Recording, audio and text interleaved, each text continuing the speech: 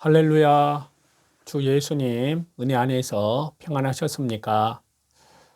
계속해서요. 주 예수님 재림 징조 90번째 말씀을 드리려고 합니다. 이 시간에는 신앙의 타락인데요. 누가복음 18장 8절에 주 예수님께서 말씀하셨습니다.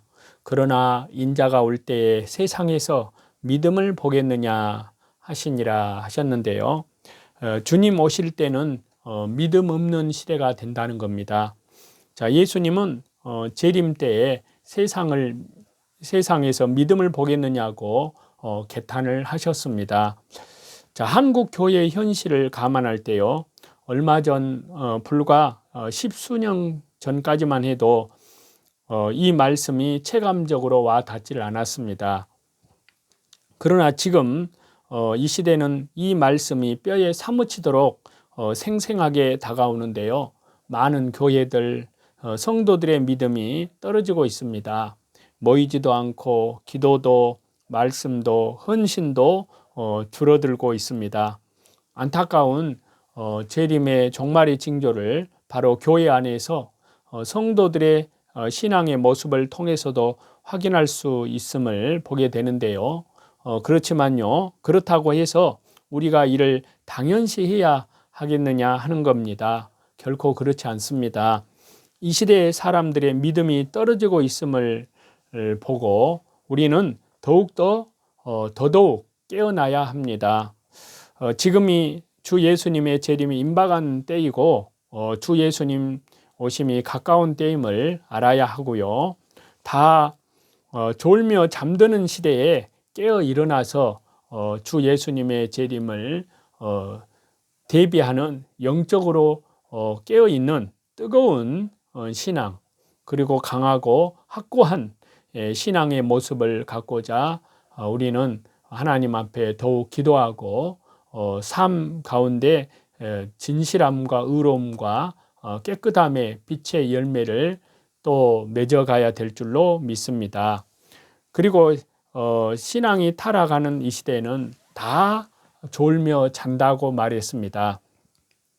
자, 마태복음 25장 5절에 보시면요. 신랑이 더디옴으로 다 졸며 잘세.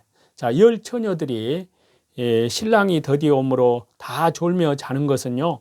주 예수님의 재림에 대해서 무감각해지고 성도들의 믿음에 잠을 자게 될 것을 예표하는데요. 그래서 마태복음 25장 5절 이 말씀은요. 이처럼 신랑이 더디옴으로 다 졸며 잘세. 종말의 신앙 타락의 모습을 영적 잠에 비유를 해서 말씀을 하셨는데요. 실제 지금 교회들은 너무나 잠잠합니다. 조용하고요. 평안해서 조용한 것이 아닙니다. 세상은 온갖 죄와 불의, 속임으로 들끓고 있음에도 교회만 잠잠합니다. 왜 그럴까요? 영적으로 잠들어 있기 때문입니다. 주 예수님께서 말씀하신 말세의 교회를 비유한 모습이 지금 이 시대의 교회의 모습을 통해서 실태가 드러나고 있는 씁쓸한 현실을 맛보고 있습니다. 그리고 또 모이기를 피한다는 겁니다. 히브리서 10장 25절인데요. 모이기를 피하는 어떤 사람들의 습관과 같이 하지 말고 오직 권하여 그날이 가까움을 볼수록 더욱 그리하자. 자, 날마다 성전에 모여 사도들의 가르침을 받고 떡을 떼며 교제하기를 즐겨하던 초대 교회의 가장 큰 위협은요. 예부의 핍박이나 이단자들의 미혹이 아니었습니다. 성도들 스스로 모이기를 피하는 것에 있었습니다. 말세의 교회도 마찬가지인데요. 이단, 거짓 선지자들, 세상의 핍박과 같은 것도 교회가 안고 있는 문제이지만요. 가장 큰 문제는요. 모이기를 피하는 데에 있다는 것입니다. 모여야 하나님이 함께 하시고 모여야 하나님의 역사가 나타나는데요. 그런데 아예 모이기를 패해버리기 때문에 능력을 상실해 버리는 것입니다. 이러한 현실 속에 가장 절실한 것은 예배의 신앙, 그리고 모이는 신앙입니다. 이 신앙을 끝까지 지킨 자가 마지막 때에 남은 자가 됩니다. 이 신앙을 굳게 지키는 교회가 마지막 때 살아남은 구루터기와 같은 교회가 됩니다. 또 벌거벗은 수치의 신앙이 된다. 벌거벗은 수치의 신앙이 된다고 그랬는데요. 요한계시록 3장 17절입니다. 네가 말하기를 나는 부자라 부요하여 부족한 것이 없다 하나 네 곤고한 것과 가련한 것과 가난한 것과 눈먼 것과 벌거벗은 것을 알지 못하는 도다. 또 요한계시록 16장 15절에요. 보라 내가 도둑같이 오리니 누구든지 깨어 자기 옷을 지켜 벌거벗고 다니지 아니하며 자기의 부끄러움을 보이지 아니하는 자는 복이 있도다. 이 시대의 교회가요 지니고 있는 또 다른 신앙 타락의 특징은요 뻘거벗은 모습이라는 사실입니다. 이는 무슨 말이냐 하면요 물질적인 풍요에 빠져서 영적으로 가난하여 헐벗었다는 의미입니다. 즉 세상에 대해서는 부요하고 하나님께는 가난하고 무가치한 삶을 살고 있다는 뜻인데요. 또 불법이 성한다고 말씀했습니다. 마태복음 24장 12절에요. 불법이 성함으로. 자, 여기에서 불법은 사람들이 세상의 법을 어긴다는 의미가 핵심이 아니고요. 물론 그 같은 의미도 있지만요. 여기서 말하는 불법은 진리를 어지럽히는 것을 뜻합니다.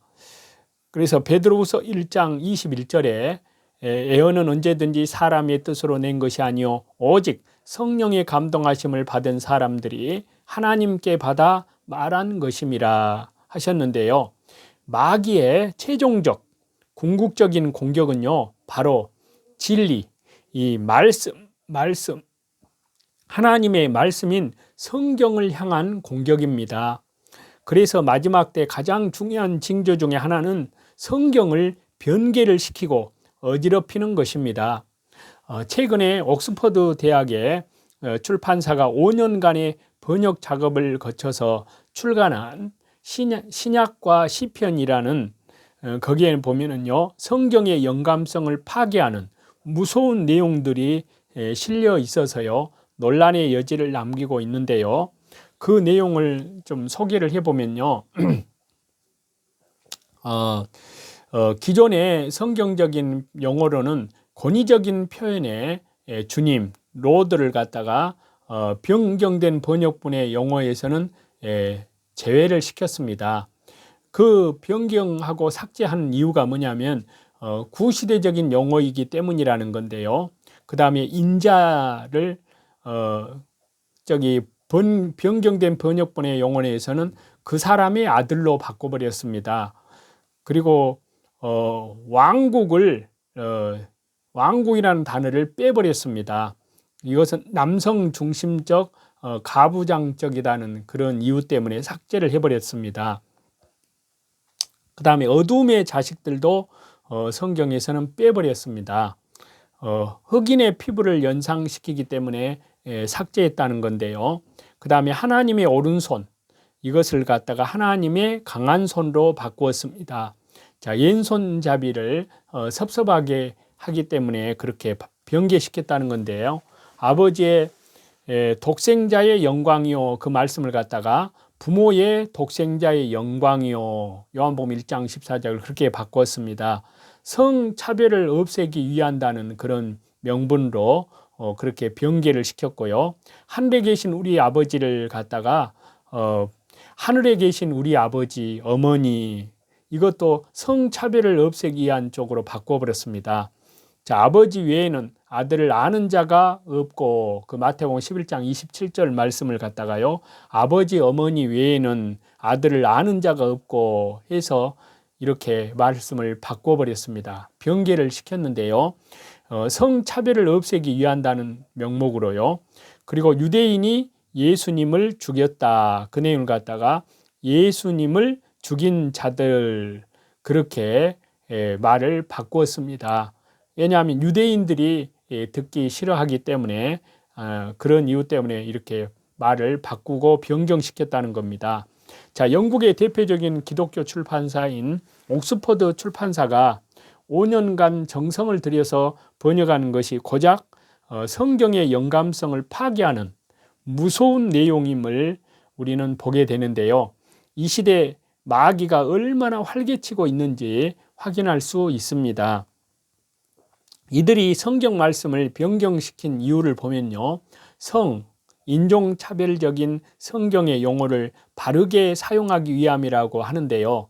어찌 성경이 사회나 시대의 풍조에 판단을 받고 교정될 수가 있느냐 하는 겁니다. 이런 말도 안 되는 그런 시대가 되었습니다.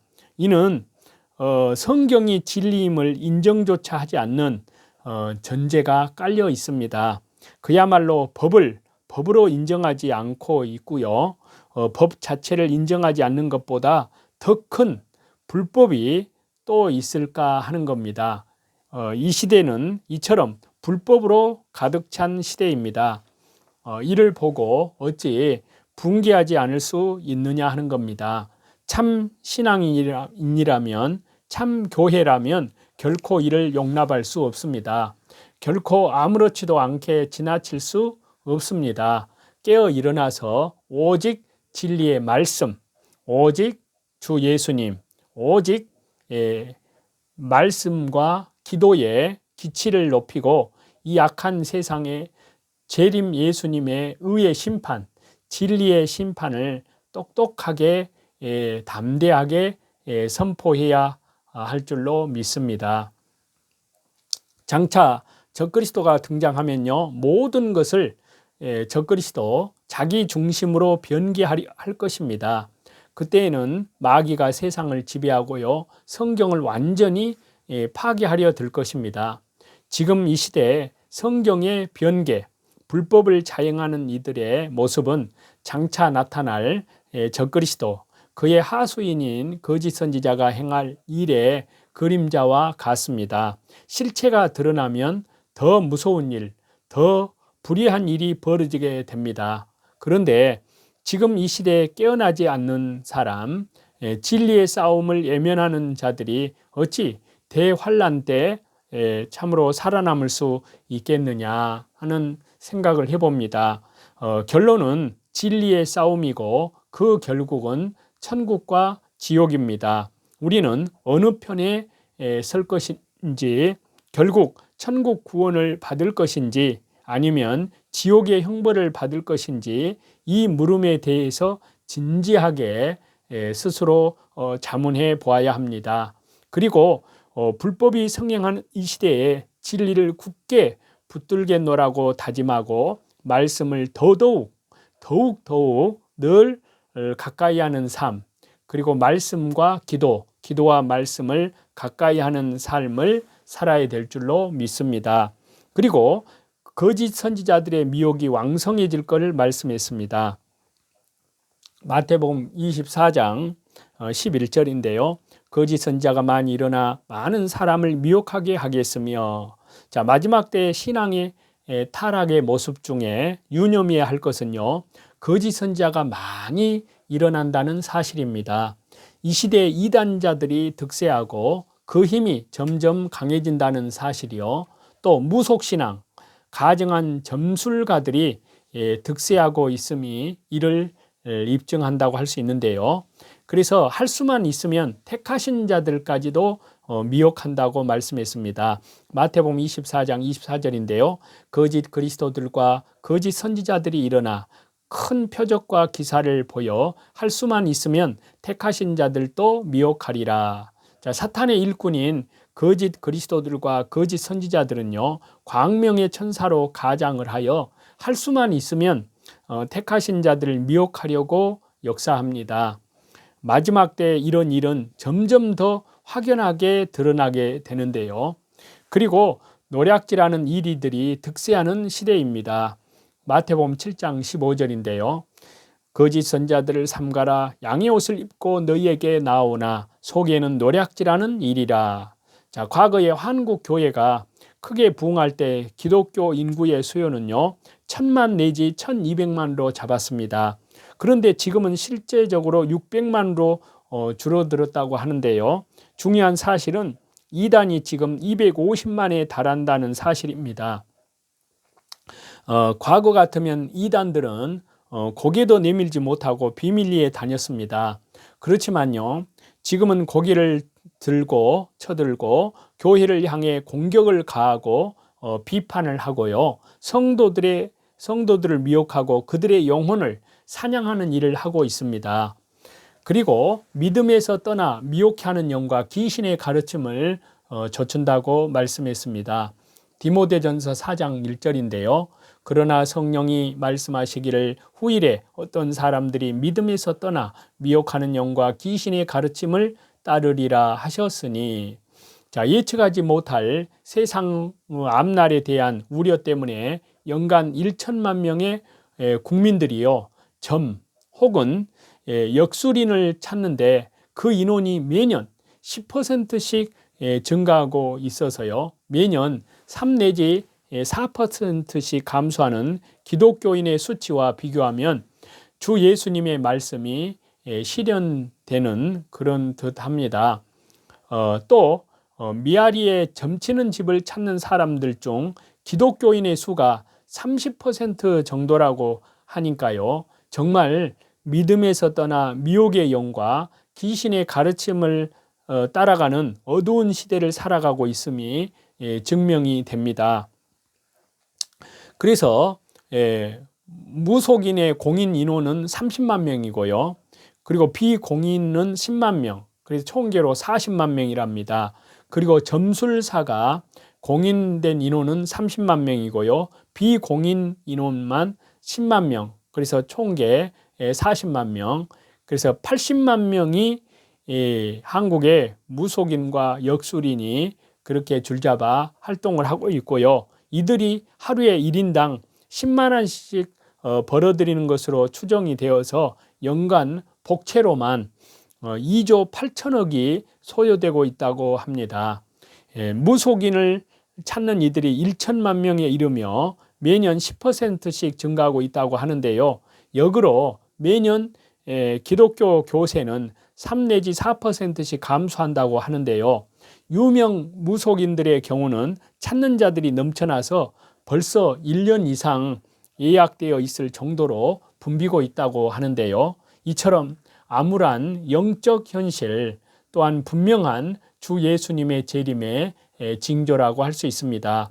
우리는 이러한 이 시대의 징조를 보고 더더욱 깨어나야 합니다. 시대가 그렇습니다. 시대가 그렇다고 하여서 우리가 힘을 잃고 포기하면 결국 거짓 선지자들, 미혹하는 자들과 더불어서 지옥 형벌을 받을 수밖에 없습니다. 이러할 때에 더더욱 깨어 일어나 진리를 붙들어야 하고요, 말씀 그대로 믿고 성경대로 살고자 순종하고 말씀과 기도에 또 뿐만 아니라 정신을 차려야 될 줄로 믿습니다. 그래야 남은 자로 천국의 구원을 받게 되는데요. 그리고 노아의 때와 같이 먹고 마신다고 말씀했습니다. 자, 마태복음 24장 37절에서 39절을 보면요, 노아의 때와 같이 인자의 마음도 그러하리라. 홍수전에 노아가 방주에 들어가던 날까지 사람들이 먹고 마시고 장가들고 시집가고 있으면서 홍수가 나서 그들을 다 멸하기까지 깨닫지 못하였으니 인자의 마음도 이와 같으리라. 믿음이 떨어지고 진리에서 멀어지면요, 성경에서 이탈되면 삶이 무너지는 것은 자명한 결과입니다. 예수님은 재림 직전에 성도들이 세속화되어 방탕한 삶, 세속적인 삶을 살게 될 것을 경고하고 있습니다. 지금 이 시대가 그렇습니다. 세상과 벗된 삶을 살아가고 있다는 것인데요. 자, 야고보서 4장 4절입니다. 간음한 여인들아, 세상과 벗된 것이 하나님과 원수됨을 알지 못하느냐? 그런즉 누구든지 세상과 벗이 되고자 하는 자는 스스로 하나님과 원수되는 것이니라 라고 야고보서 4장 4절에 말씀을 하고 있는데요. 그 다음에는 먹고 마시고 장가들고 시집가는 육신의 소욕을 따라간다는 겁니다. 마태복음 24장 38절에 보시면요, 사람들이 먹고 마시고 장가들고 시집가고 있으면서, 또 그 다음에는요, 다 멸하기까지 깨닫지 못한다고 말씀하셨습니다. 마태복음 24장 39절에 그렇게 말씀하시는데요, 홍수가 나서 저희를 다 멸하기까지 깨닫지 못하였으니 인자의 맘도 이와 같으리라. 자, 육신의 정욕을 쫓아 사는 이들에게 어찌 깨달음이 있겠느냐 하는 겁니다. 진리의 하나님, 천국에 대해서 머리로만 알 뿐 철저히 무관심한 이들이 어찌 심판에 이르는 것을 깨닫겠느냐 하는 겁니다. 이 시대의 많은 교회 성도들이 예수님의 재림, 심판에 대해서 무관심합니다. 마치 소돔과 고모라 성의 멸망을 전하는 장인, 롯의 말을 농담으로 여기는 사이들의 모습을 이 시대의 교회들, 성도들에게서 보는 듯 하는데요. 이러한 태도를 취하고 있다면 롯의 사이들이 그랬듯이 결코 멸망을 피할 수 없을 것입니다. 그렇기 때문에 다른 것이 필요가 없습니다. 속히 말씀과 기도로, 믿음으로 깨어나야 될 줄로 믿습니다. 철저히 깨달아야 되고요. 예수님의 재림이 임박함을 알게 하는 징조들을 보고 오직 성경만을, 오직 기도, 말씀과 기도, 그리고 예배 중심으로, 교회 중심으로, 그리고 복음을 전하는 전도 중심으로 진리만을 위해서 살아야 될 줄로 믿습니다.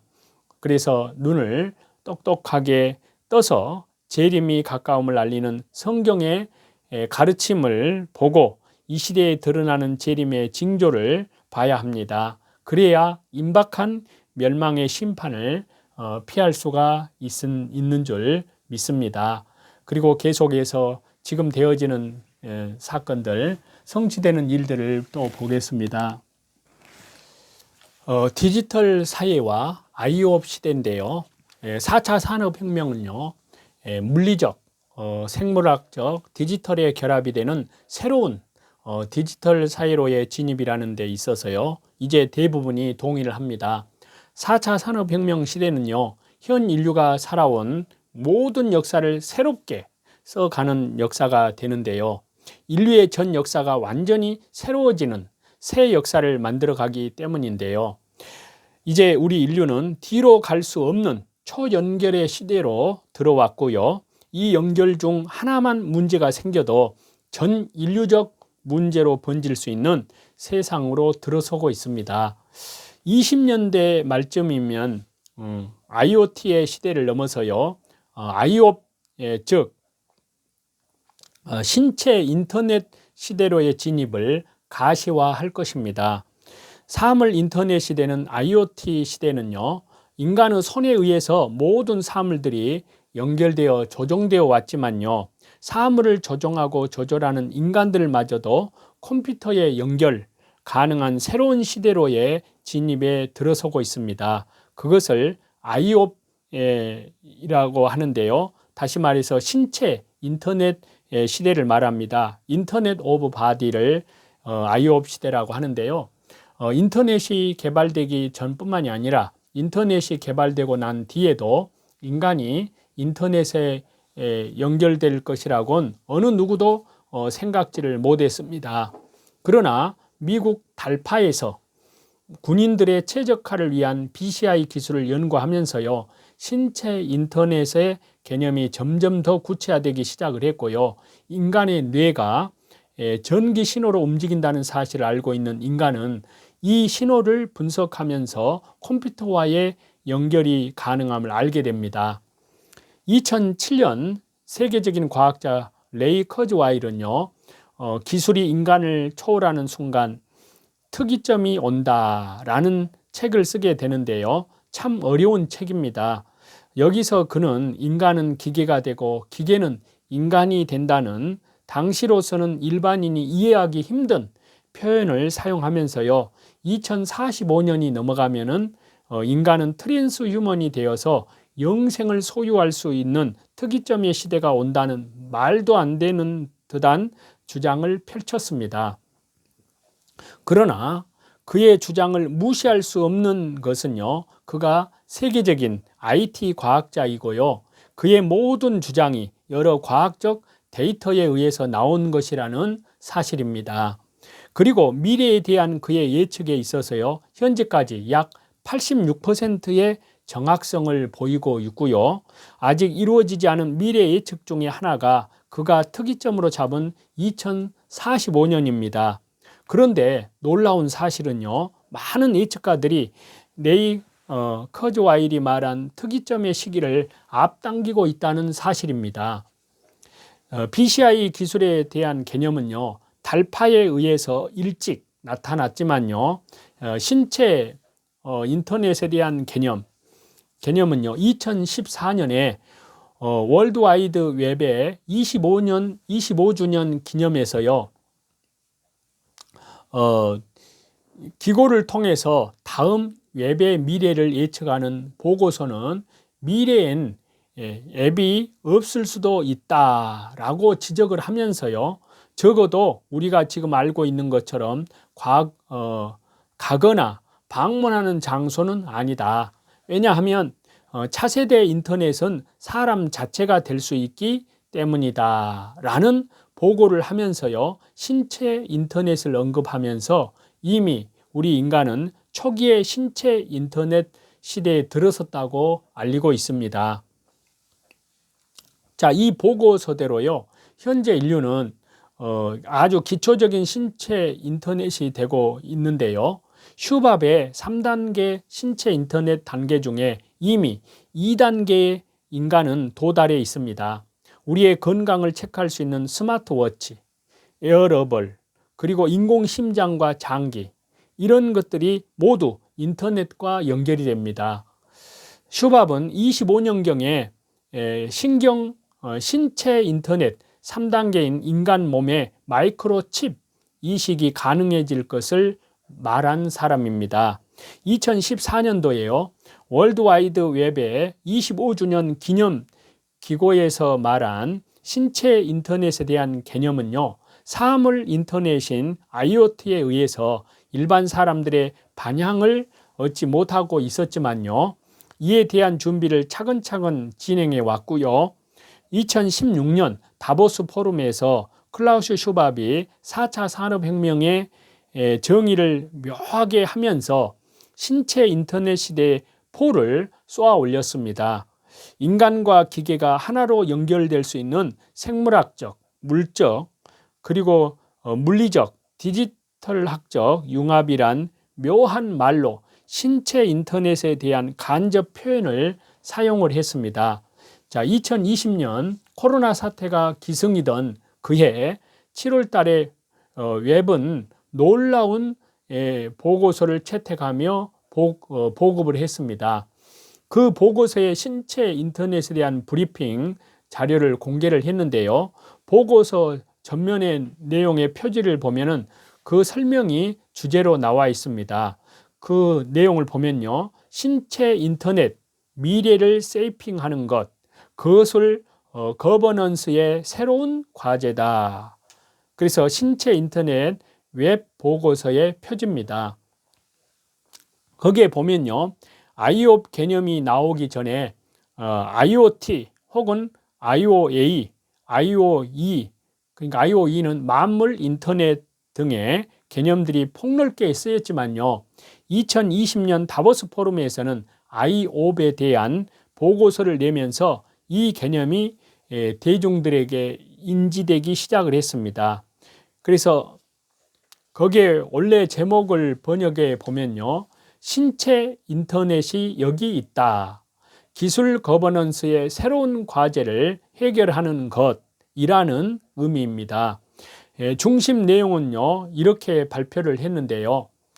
신체 인터넷 IOP은 신체에 부착하거나 주입되거나 삼켜진 센서를 통해 인간의 신체와 행동을 측정, 분석, 변화시키는 기술로 최근 의학과 운동 부문에서 빠르게 도입되고 있다. 그리고 현재 이 일은 아주 빠른 속도로 우리 일상생활에 접목되고 있다. 이미 스마트워치, 웨어러블, 그리고 인공심장 등이 우리에게 활용 중이며 머지않아 나노칩이 들어있는 알약들이 나와 우리에게 선보일 것이다 라고 말을 하고 있습니다. 또 계속해서 그 발표 내용을 여러분들에게 말씀을 드리면요, 신체 인터넷 IO는 다양한 사회적 혜택을 제공하지만 또 다른 한편은 윤리적, 법적 과제를 안겨주기도 한다. 그리고 신체 인터넷은 인간 자체를 바꿀 수 있는 기술이 되기 때문에 윤리적 문제를 무시할 수 없으며 여러 법적 문제 또한 내포하고 있다. 그러나 과학의 발전 앞엔 인간의 윤리나 도덕은 언제나 그 시대에 맞게 바뀌어 온 게 인류의 역사이다 라고 그렇게 말을 하고 있습니다. 또 신체 인터넷 IO 기술은 원격 환자 추적을 가능하게 하고 교차 감염의 위험성을 줄이며 건강을 유지하고 질병과 사고를 예방하는 데 큰 도움을 줄 수 있다라고 말하고 있고요. 신체 인터넷 기술은 쌍방 교신이 가능하기 때문에 환자에 대한 다양한 양질의 혜택을 줄 수 있으며 응급시 즉시 처치가 가능한 기술이 된다.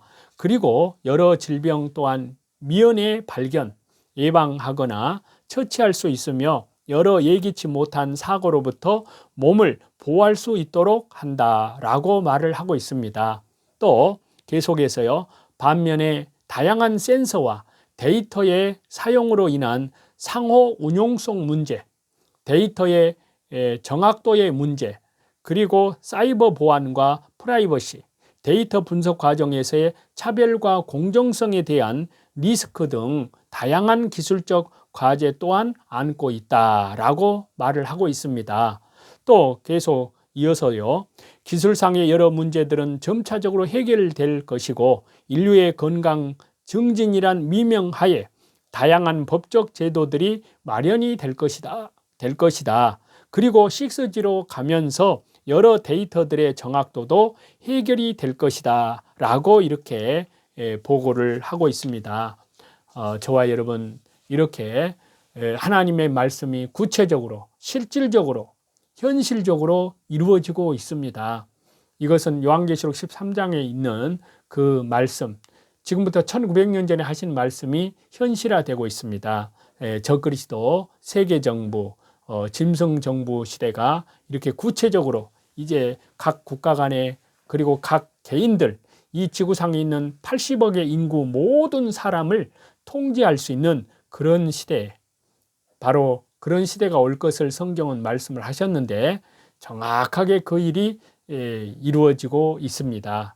이러한 것을 보고 있는 그리스도인들은 이제 하나님께 향한 소망을 가지고 오직 오늘도 믿음으로 승리하면서 말씀과 기도 또 예배 중심으로 또 뿐만 아니라 이뤄진 영혼들에게 이 생명의 복음을 증거하면서 사시는 신실한 믿음의 성도들이 다 되어 가시기를 우리 주 예수 그리스도 이름으로 간절히 축원합니다. 찬송 드리시겠습니다. 날 구원하신 주 감사, 모든 것 주심 감사, 지난 추억이 내 감사, 주 내 곁에 계시네. 향기로운 봄철의 감사, 외로운 가람 감사, 사라진 눈물도 감사, 나의 영혼 평안에 응답하신 기도 감사, 거절하신 것 감사, 해처럼 높으신 감사, 모든 것 채우시네. 아픔과 기쁨도 감사, 절망 중 위로 감사, 증량 못할 은혜 감사, 크신 사랑 감사해.